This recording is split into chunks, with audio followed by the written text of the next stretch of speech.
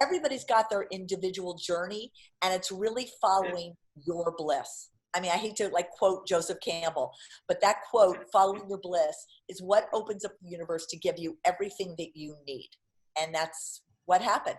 That's really been a constant theme, you know, something we talked about with Owen and Melissa and Lorianne, and now here with Debra, is that it's such an important skill to be able to not only just, obviously not just talk or recite the things you've done, but to really get someone across the table to understand, again, like you said, you're going to be remembered for how you make them feel. And so if you're able to sell those experiences and talk about the things that you've done, and again, anything that just highlights anything that's unique about you. I'm trying to get you to get to know yourself now, today. Mm-hmm. And how I do that is I start with what I call the to-do list. And a to-do list is really just emptying out your brain to all the things that made you happy in life. What did you remember about your childhood, like the salami sandwich girl, mm-hmm. you know, or so many other people, and just kind of dumping it out, because once you dump that out, you kind of go, I know why I want to be in music, because when I was 12 and I did garage band, I got 10,000 people to follow me, and I felt really good about that. But you forgot about that because your schools and your teachers and your parents said, you got to do this, you got to do this, you got to take AP classes. And it kind of gets buried back in your brain. So I let it get dumped out. From there, I have the 38 proprietary questions that every potential employer or HR person will ask you. What are your strengths? What are your weaknesses? And what I find so interesting, Mike, is when I ask somebody who I'm just starting with, so tell me about, what are your strengths? So nice to see you, Mike. What are your strengths? They go, well, I'm really good at organizing. I'm really good at this. And you're just going, oh my God, no. Mm-hmm. And then what we do is I start to craft the story. What did you do in your background? What would be your strength? I will tell you a story. When I started my PR firm, and I'd be speaking to people, you know, in schools and whatever.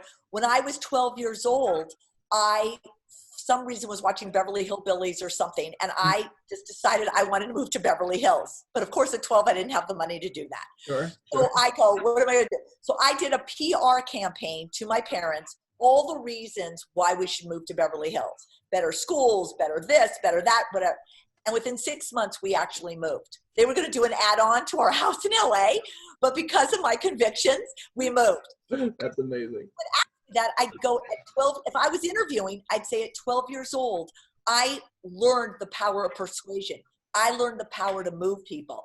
I know that my voice, saying something in my voice and creating something, that it would be heard. And to me, that was the most powerful thing I could ever become, would be in PR, because that's what you do. You convince people of things.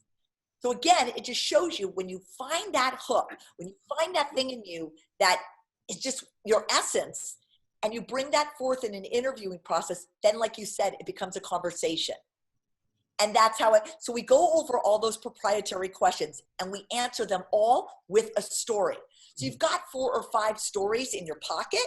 So when you are interviewing and then the interviewer goes, oh, you know, I'll have, just a minute, please. I'll have the tuna sandwich with and you're going, oh my God, they hate me. He's so like, is not into what I'm saying. Mm-hmm. And they come back, you can say, oh, I'm so glad. Yes, that's what I was saying. And you go right back into your story. Mm-hmm. And it just makes all the difference in the world. And then we put that story into a branded resume. And so again, it kind of jumps off the page of the resume. And then we put that into your cover letter.